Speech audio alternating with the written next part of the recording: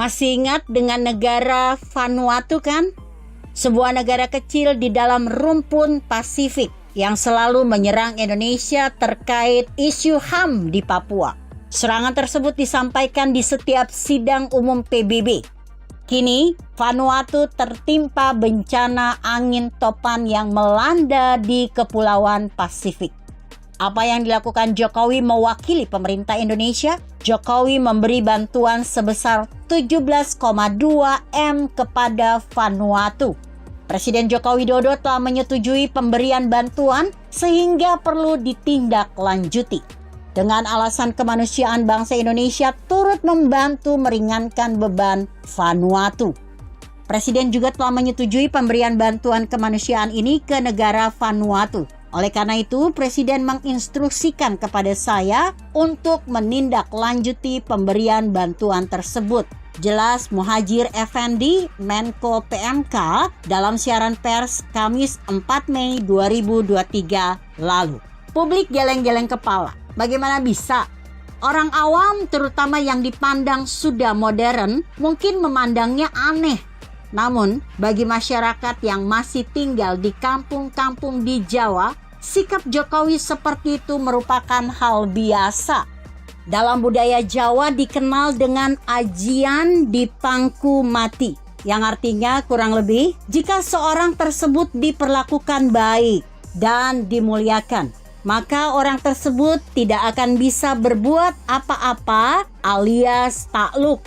Ini juga resep jitu yang sudah dicontohkan Jokowi, khususnya bagi siapapun kandidat calon pemimpin untuk menaklukkan hati rakyat atau pemilih.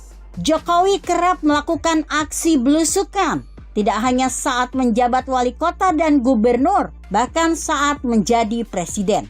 Karya fenomenal Jokowi di Solo adalah ketika dia berhasil memindahkan PKL ke suatu tempat relokasi. Awalnya PKL kekeh melawan, tidak mau pindah. Tapi akhirnya justru mereka bergotong royong membenahi dagangan dan pindah. Cara yang dilakukan Jokowi adalah nguwongke dengan mengajak PKL makan bersama. Lalu Jokowi mendengarkan keluhan dan harapan warga. Cukup hanya mengajak makan dan mendengarkan tanpa membantah atau menjawab. Hal ini dilakukan beberapa kali hingga akhirnya warga patuh mau pindah sendiri. Kita lihat lagi beberapa daerah yang dalam pemilu lalu suara Jokowi rendah, bahkan sangat rendah. Namun Jokowi tidak menjauh, namun justru kerap menyambangi daerah tersebut, melakukan banyak pembangunan infrastruktur yang dibutuhkan. Sebut saja seperti di NTT dan Sumatera Barat. Anies menyebut jika ada hujatan jangan dijawab dengan pernyataan, tapi dengan kenyataan. Hanya saja kenyataannya Anies belum bisa mewujudkan seperti yang dilakukan Jokowi. Warga NTT kini begitu membanggakan sosok Jokowi, padahal sudah di penghujung jabatan presiden. Warga desa Sunu di NTT hingga membuat patung Jokowi berukuran besar. Tidak hanya itu, patung seberat 700 kilo dan setinggi lebih dari 3 meter tersebut diarak beramai-ramai, ditarik dan didorong menuju puncak bukit. Ini pekerjaan gila. Tapi inilah hasil ajian di pangku mati yang dilakukan Jokowi. Tidak saja mereka tidak membenci Jokowi lagi, tapi malah berbalik memuji-muji.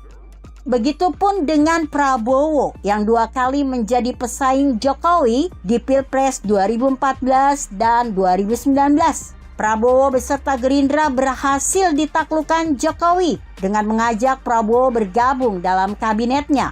Prabowo yang dulu selalu mengkritik dan provokasi kini berbalik menyanjung Jokowi. Namun jangan sekali-kali mengecewakan kepercayaan yang sudah diberikan oleh Jokowi.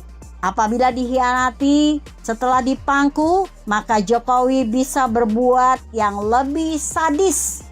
Ahok mengatakan orang tersebut bisa direbus matang-matang hingga mati perlahan oleh Jokowi. Itulah ajian di pangku mati. Begitu kira-kira. Artikel ini ditulis Agung Biwawanto yang disadur dari redaksi Indonesia.com dengan judul Dipangku Mati, Ajian Aneh Jokowi.